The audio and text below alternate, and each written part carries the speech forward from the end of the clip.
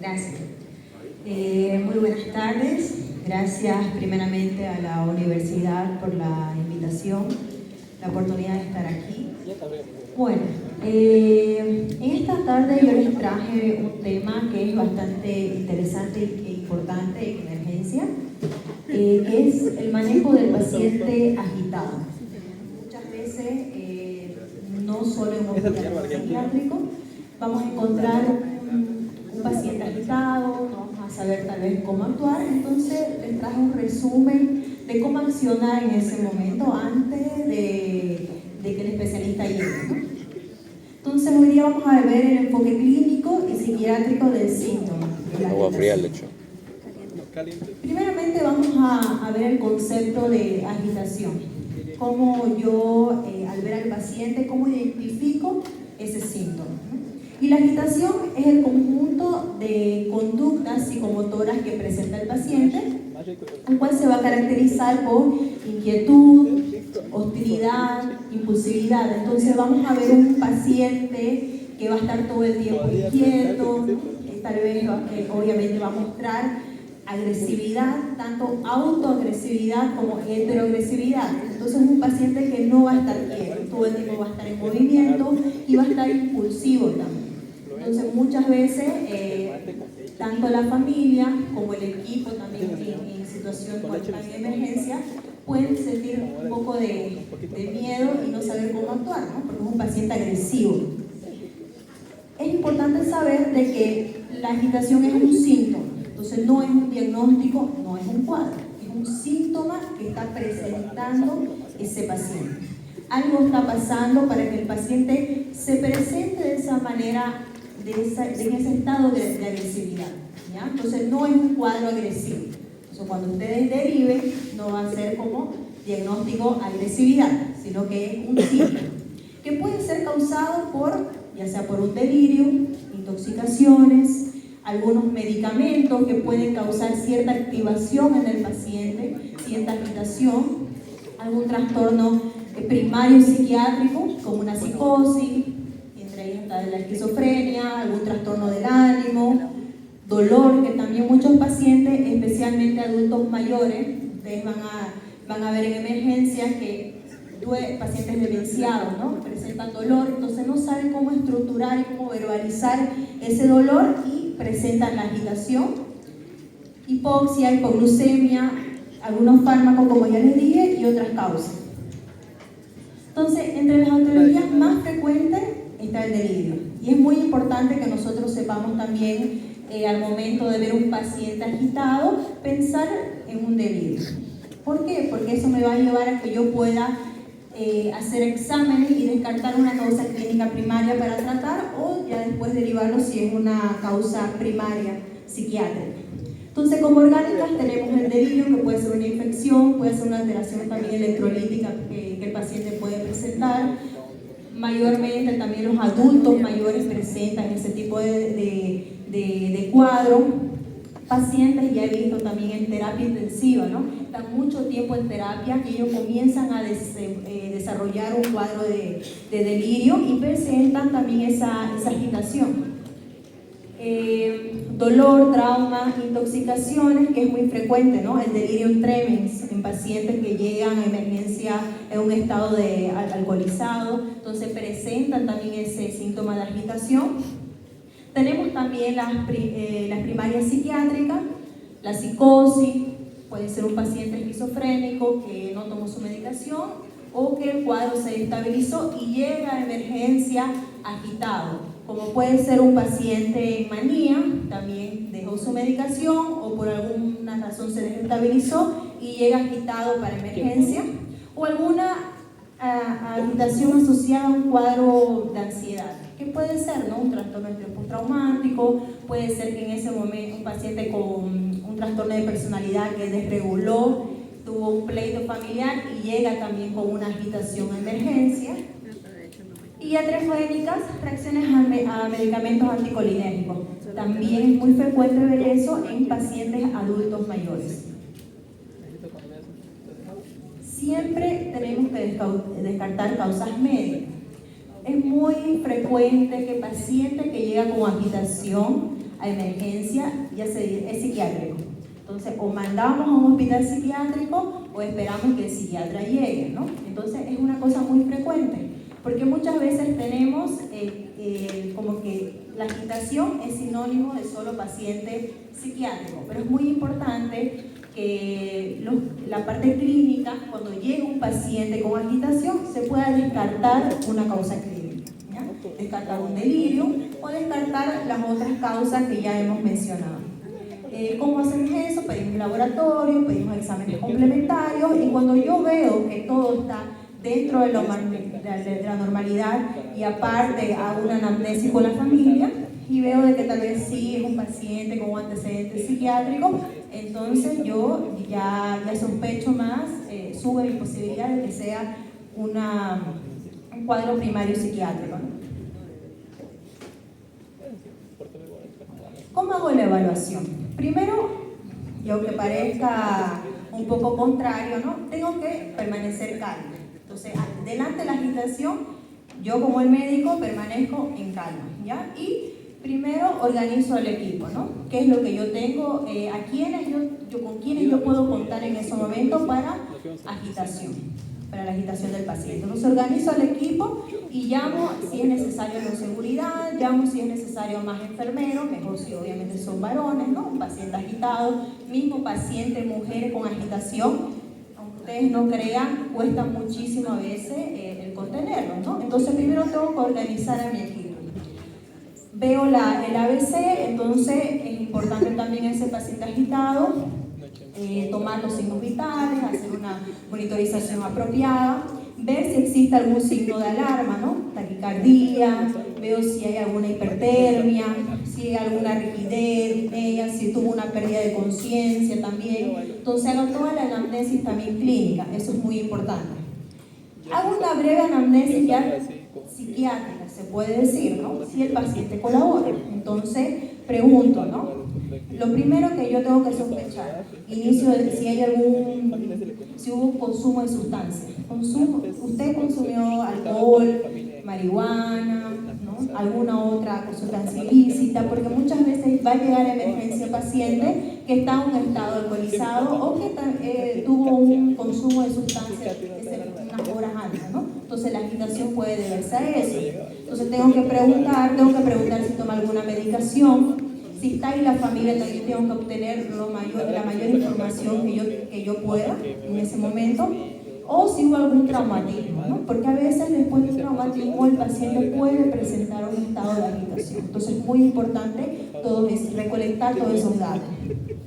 Exploración dirigida, entonces yo comienzo a hacer el examen capilar, tomo la temperatura, veo la oxigenación, veo alguna evaluación neurológica, si es posible, y a veces no se puede, llamar al neurólogo también para que haga una evaluación si es que hubo un antecedente de algún traumatismo, ¿ya? Eso es muy importante también. Decisión. ¿Qué es lo primero que yo tengo que hacer? Primero tengo que intentar controlar al paciente verbalmente. Los protocolos a nivel internacional nos dicen de que ante una agitación yo primero tengo que intentar controlar de manera verbal. Y después, si no es posible, yo voy a la contención química y voy a la contención física, que es lo que vamos a ver después. Entonces, lo primero que yo tengo que hacer ante un paciente agitado es intentar calmar verbalmente.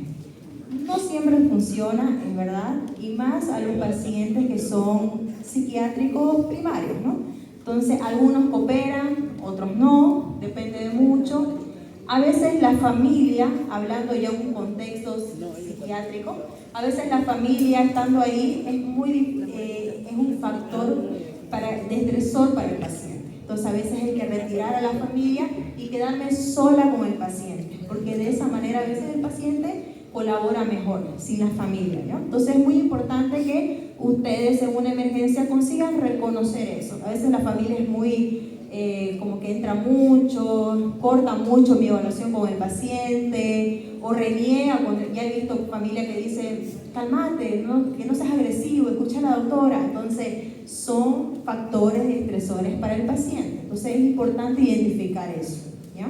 Entonces primero un tono calmado, usar lenguaje simple, claro para el paciente, ¿no?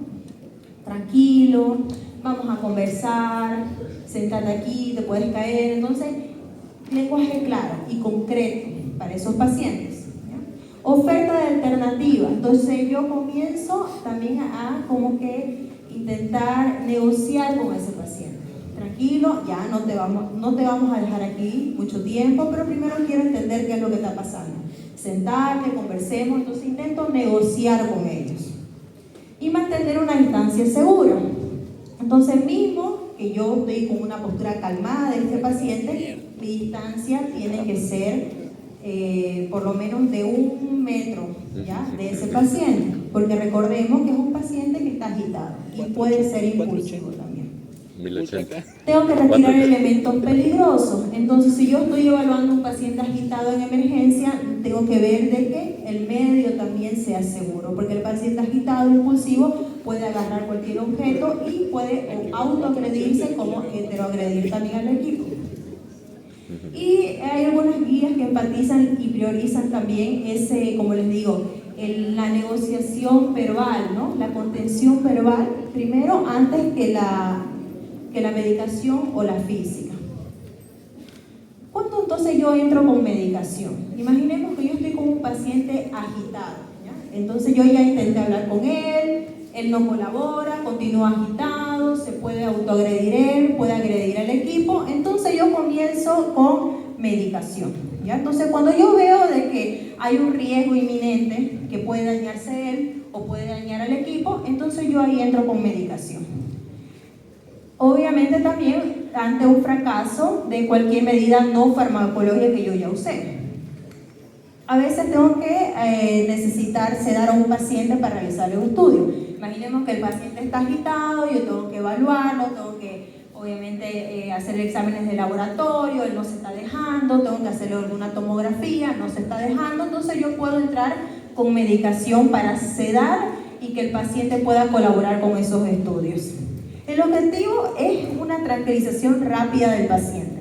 El objetivo no es sedar y dopar al paciente para que duerma, sino es tranquilizarlo en ese momento para que yo pueda hacer los estudios y después entender qué es lo que está pasando con él.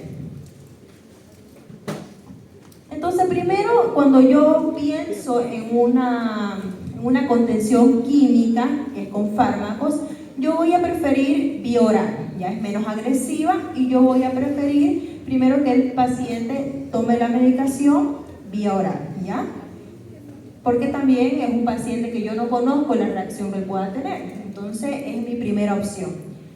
Si la vía oral no es posible porque el paciente no colabora, se mueve, me escupió la medicación, no se deja, entonces yo comienzo con intramuscular o también endovenosa. Evito algunas combinaciones, ya que más adelante vamos a ver cuáles medicamentos son los que usamos en la parte psiquiátrica, pero voy a evitar combinaciones, por ejemplo, con un antipsicótico que me va a causar mucha sedación en el paciente junto con un benzodiazepina, ¿ya? Entonces, ¿por qué? Porque me pueden causar mucha depresión respiratoria en ese paciente, y más cuando es intramuscular o intravenosa, ¿no? Entonces la acción es más rápida. Entonces voy a evitar ciertas combinaciones. Y tengo que siempre monitorizar los signos vitales. Si yo voy a aplicar una contención química, yo tengo que hacer un seguimiento, ¿ya? No puedo solo sedar al paciente, dejarlo ahí y después olvidarme hasta mañana. Tengo que monitorizar. En relación a los fármacos, lo primero que nosotros usamos es el haloperidol y junto con el lorazepam, es una combinación clásica, ¿ya? En la práctica, aquí, por ejemplo, en el hospital que trabajo, el Hospital Benito Meni, usamos el haloperidol junto con el diazepam. Entonces nosotros le llamamos cóctel, ¿no? Y usamos también, antes usábamos la prometacina. ¿Por qué ya no usamos la prometacina? Ya no está llegando aquí a Bolivia, entonces es muy complicado conseguirla, y ahora hemos introducido la lidramina. para causar más sedación en el paciente, que no sea tan agresivo como un benzodiazepina. Entonces no uso dosis altas de benzodiazepina, voy a usar un antihistamínico. Entonces me ayuda a que el paciente duerma y se cede más rápido, ¿ya? Entonces mi combinación va a ser un antipsicótico con un benzo, en preferencia lorazepam. Si no es posible, entonces puedo usar el diazepam. Hay otros hospitales que usan el midazolam también. Yo voy a comenzar con una dosis de 5 miligramos del haloperidol junto con el benzodiazepina y puedo usar ahí el antihistamínico. Digamos que no funcionó, yo puedo repetir la carga de aquí a una hora. Yo voy a observar con esos 5 miligramos de haloperidol que mi paciente no quede rígido. O sea, mi paciente no tiene que quedar con ninguna rigidez, ningún efecto extrapiramidal. Eso es muy importante. Entonces, la ventaja es que tengo un buen control en la agitación, un paciente que viene psicótico. Hay un riesgo que es extrapiramidal, por eso yo tengo que tener mucho cuidado. Los efectos extrapiramidales son la rigidez, ¿no? Entonces el paciente se pone bien como durito, ¿no? Más que todo es la rigidez que tiene. A veces algunos presentan temblores, ¿no? Pero con la infusión es la rigidez que es lo que yo tengo que cuidar. En otros países se puede usar la olanzapina intramuscular, no combinar con la benzodiazepina, o puedo usar también la ziprasidona. Son también antipsicóticos. Aquí en Bolivia no los tenemos disponibles en ampollita, solo lo tenemos vía oral. Entonces eso es lo que nosotros usamos. Las benzodiazepinas solas o en combinación no son tan recomendables las dosis altas de benzodiazepinas para pacientes agitados. Es mejor usar en dosis baja, usar en combinación con antipsicóticos y con antihistamínicos para no sobrepasarnos en la dosis. Cuando yo voy a usar con toda confianza el lorazepam o cualquier otro tipo de benzodiazepina, cuando viene un paciente con una intoxicación, una intoxicación alcohólica. Entonces mi paciente va a entrar en abstinencia, entonces yo tengo que usar benzodiazepina por protocolo, porque yo estoy quitando la sustancia al paciente, él va a entrar en una abstinencia, entonces va a necesitar las benzodiazepinas, ¿no? Para calmar esa abstinencia, si no mi paciente se va a agitar. Entonces ahí es donde yo voy a usar con toda confianza la benzodiazepina. Mejor es el lorazepam, ¿ya? Es mucho mejor. Como les digo, en intoxicación de alcohol, ¿ya? Y es muy importante también tomar en cuenta que las benzodiazepinas, en cuanto pasa la abstinencia, yo retiro de mi paciente, ¿no? Porque son medicamentos que tienen una alta tolerancia, alto riesgo de dependencia, entonces solo es para el caso de la crisis. Entonces, si yo veo que mi paciente mejoró, yo puedo usar también algunos antipsicóticos biorales, ¿no? Entre esos tenemos aquí disponible en Bolivia la olanzapina, es elevada en precio, es carita, entonces en emergencia nosotros no usamos mucho, sería lo ideal, porque me ayuda muchísimo en la agitación. Puedo usar de 5 a 10 miligramos o un haloperidol bioral de 2.5 a 5 miligramos. Me funciona. Entonces, si mi paciente colabora con medicación bioral, entonces yo puedo dar. Es importante, como les dije en un comienzo, ¿ya? Detectar y diferenciar, descartar un cuadro de delirio. Delirio siempre va a tener un inicio agudo, es fluctuante, entonces si en emergencia les llega un paciente que dice, desde ayer para hoy se comenzó a desorganizar, está agitado, está confuso, no sabe qué día es hoy, está desorientado, entonces yo puedo pensar en un delirio, ¿no? Porque mi paciente está agitado, está agresivo, está confuso, entonces yo voy a comenzar a hacer un examen clínico general y descartar delirio. Eso es importante. Y vamos a hablar un poquito de contención física. Entonces, paciente agitado en emergencia, yo ya intenté hacer mi contención verbal, no funcionó, entonces yo voy a mi contención química, ¿no? Y junto con eso viene la contención física también. ¿Qué es la contención física? Entonces, cuando yo contengo al paciente, miembros superiores, miembros inferiores y en la parte también del tronco. Entonces yo voy a usar una contención. Existen algunos instrumentos que que son específicos para contenciones. No todos los hospitales lo tienen, mayormente los tienen los hospitales psiquiátricos, pero en un hospital general se puede usar, algunos usan como las telitas, ¿no? De las almohaditas, la funda de las almohadas. Entonces ellos se improvisan, ¿no? Y pueden contener al paciente. A veces ellos sujetan con la sábana mismo en el tórax, pasan por debajo de la cama también, ¿no? Para sujetar al paciente. Entonces eso es una contención física. ¿Cuándo se hace la contención física? ¿No? Porque la contención física es algo traumático para el paciente. A nadie le gusta, creo yo, despertar en un lugar amarrado, ¿no? Entonces es muy importante que ustedes tengan claro cuándo yo voy a hacer una contención física al paciente. Mismo si ustedes no despertar en un lugar amarrado. No trabajan en un hospital psiquiátrico, les va a tocar en algún momento tratar a un paciente agitado en una emergencia. ¿Cuándo yo voy a decir contengamos al paciente? Cuando hay un riesgo inminente y todas mis anteriores medidas fallaron. Entonces yo estoy viendo que mi paciente o se puede caer, me puede agredir, puede autoagredirse él. Entonces es un criterio para contener al paciente. Documentar. Es muy importante que yo documente en la historia clínica, que yo estoy realizando esa contención, ¿ya? Porque esa contención llega a ser, como les digo, traumática e invasiva para algunos pacientes, ¿no? Y más cuando el familiar lo ve amarrado. Entonces no es algo agradable. Entonces tiene que estar documentado y justificado. Yo monitorizo y siempre que ustedes realicen una contención física, tiene que ir acompañado de una contención química. Eso es importante también. Entonces, lo más importante de un paciente agitado, fuera de un psiquiátrico, es que ustedes puedan evaluar la etiología. ¿Ya? Recordemos de que es un síntoma, entonces tienen que saber ver la etiología de qué es lo que está pasando. ¿Okay? Tengo que monitorizar, ya sea con ya apliqué la medicación, de 5 a 15 minutos después de la medicación. Mi paciente puede a veces hacer una depresión respiratoria con los medicamentos. Entonces yo tengo que monitorizar a ese paciente, ¿ya?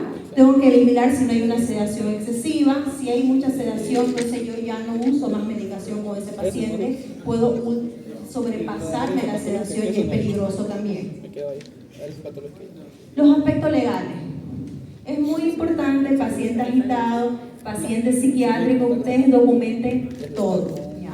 Porque es muy delicado, tanto una contención verbal, física, química, una agitación, saber esclarecer, diferenciar, es muy importante que usted lo documente, ¿ya? Porque a veces, por cualquier queja de la familia, pueden abrir brechas para ciertas cosas legales, ¿ya? Entonces es muy importante que yo documente por qué yo sé del paciente, por qué lo contuve, cómo llegó, cómo era el cuadro, qué es lo que yo hice, qué yo identifiqué, por qué fue lo que yo evalué, ¿okay? Entonces, si usted está en un hospital más clínico, ¿qué es lo aconsejable? Que ustedes realicen toda la anamnesis, que puedan calmar al paciente, que puedan realizar también una contención física, una contención química, con lo básico hasta que el especialista llegue.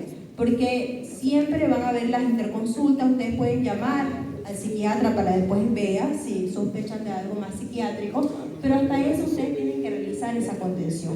Y esa contención tiene que estar documentada en la historia clínica, ¿ya? Porque ya se ha visto muchísimos problemas por esas contenciones y porque no está documentado. Entonces la conclusión, la agitación es un síntoma que es peligroso. Entonces siempre tenemos que buscar primero una causa médica y tenemos que priorizar la seguridad. Recuerden que la seguridad es tanto del paciente como de todo el equipo. Muchas veces el personal de enfermería que tenemos no tiene no está capacitado para pacientes agitados, ¿no? Y es importante también que de aquí a un tiempo se pueda abrir más talleres, ¿no?, de capacitación, porque llegan con más frecuencia a veces, ¿no? Y más que todo pacientes que llegan con una intoxicación alcohólica. Entonces yo tengo que comenzar con el paciente con la contención verbal, un ambiente seguro, tengo que seguir los pasos que ya dijimos, hacer la farmacoterapia. Entonces recuerden siempre antipsicóticos, benzodiazepinas. De antipsicótico tenemos el haloperidol, tenemos la olanzapina que usamos aquí. Pueden usar también medicación entonces intramuscular. Lo más aconsejable es usar dosis pequeñas porque no sabemos cómo va a reaccionar ese paciente, ¿no? Entonces tenemos una gama de psicofármacos que podemos utilizar para agitación. Y documentación frecuente, y que eso es clave para la seguridad también médico-legal, para que ustedes se puedan respaldar de cualquier cuestión legal que pueda aparecer después, hasta que llegue el especialista para evaluar. ¿Okay? Eso era el resumen que les traje de contención del paciente agitado. Espero que haya quedado un poquito más claro, y cualquier pregunta también que tengan, pueden preguntar. Gracias.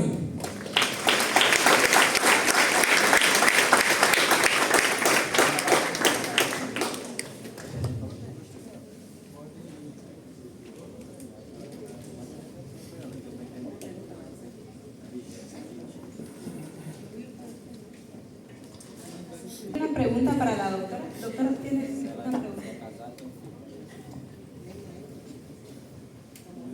Doctora, disculpe una pregunta.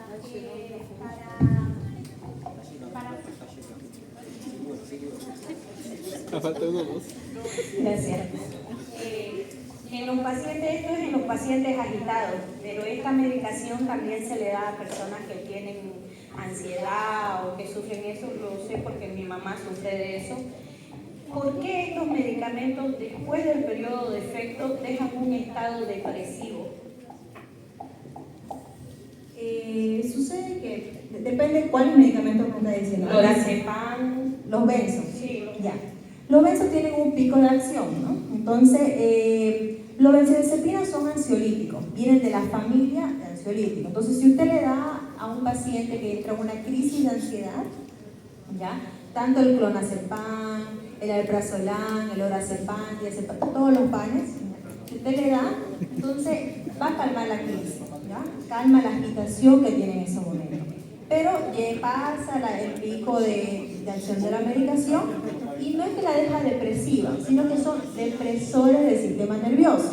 Los ansiolíticos son depresores. Entonces, aparte de bajarme la ansiedad, me va a causar sedación, me va a causar sueños, ¿no? Entonces, por eso es que usted va a observar que pacientes después de usar ya quedan como dopaditos, ¿no? Quedan como que están desconectados, porque son depresores del sistema nervioso central. Pasa también todo el efecto de esa medicación depresora, y va a ver que el paciente vuelve a un estado normal, o sea, su estado normal, ¿ya? Entonces es el efecto de la medicación. Una pregunta, las personas que toman todo el tiempo, o bueno, que tienen una indicación médica y lo cortan abruptamente o lo dejan de tomar, ¿eso es peor para cuando lo vuelven a tomar? Sí. ¿Por qué? Porque por eso es que es importante, y vamos a abrir aquí ese paréntesis, ¿ya? Las benzodiazepinas son muy peligrosas, ¿ya? Son muy buenos medicamentos, ¿ya? Tienen que estar prescritos, ¿sí? Solo que el tiempo para usarlos son 4 semanas. Si usted prescribe a un paciente que llega a su consultorio y dice, no puedo dormir, yo le pongo un Neuriel, ¿no? Que es el más famoso. Solo porque no puede dormir. No entendí ni por qué no puede dormir, pero yo le puse. Y el paciente usa 4 semanas, 8 semanas. El paciente crea una dependencia y crea tolerancia. O sea, el cuartito ya no le va a hacer nada, va a subir a 2. El 2 ya no le va a hacer nada, va a subir a 3 cuartos, va a subir a 1 entero, va a subir a más, ¿no? Entonces, cuando usa por mucho tiempo y yo le quiero retirar, me hace un cuadro de abstinencia. Igual que alcohol, igual que cocaína, igual que marihuana, lo mismo con los benzodiazepinas, porque aparte hay un vínculo psicológico. Si el Neuriel no duerme, entonces es muy peligroso que uno prescriba si no tiene indicación. Son ansiolíticos que tienen que usarse para crisis y tienen un tiempo limitado. Por eso, pacientes agitados por intoxicación yo voy a usar solo en abstinencia, después yo retiro. Hay que tener mucho cuidado, ya crea abstinencia. ¿Alguna otra pregunta para la doctora?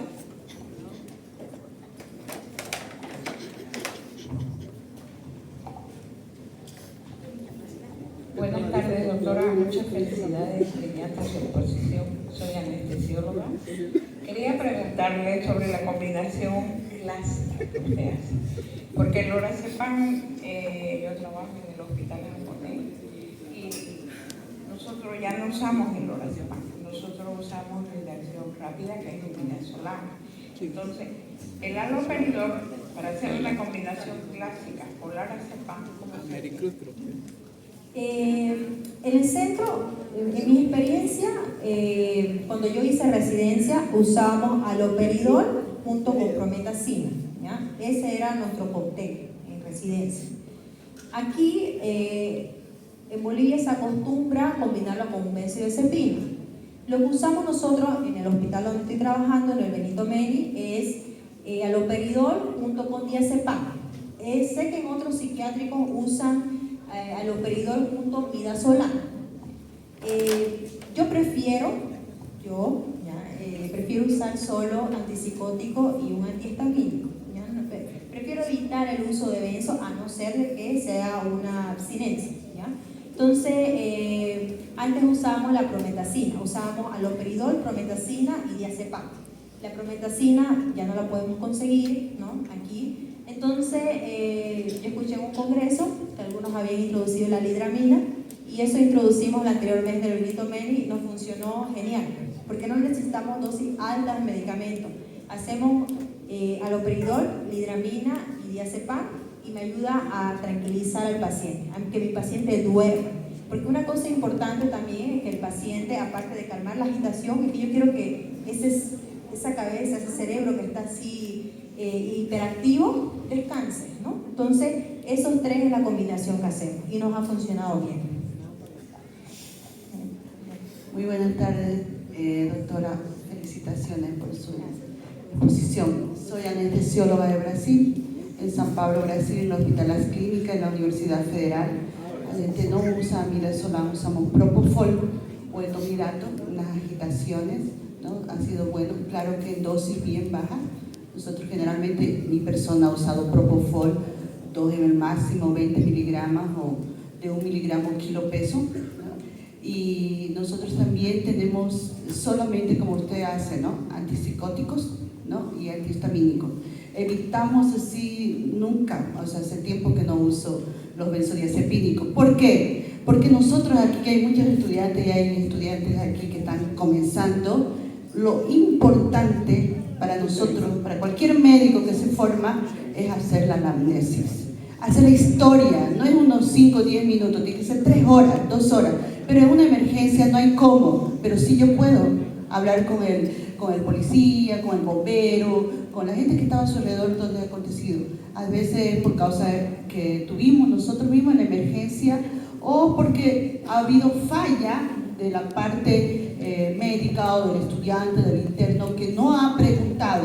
Entonces la mayoría tiene un antecedente que es importante, que hasta ahora, hasta el momento, que ni lo reemplaza el IA ni los robots, es esa comunicación y empatía que tiene que haber el médico con el paciente. Y si no lo puede y está inconsciente, tiene que ser con la familia.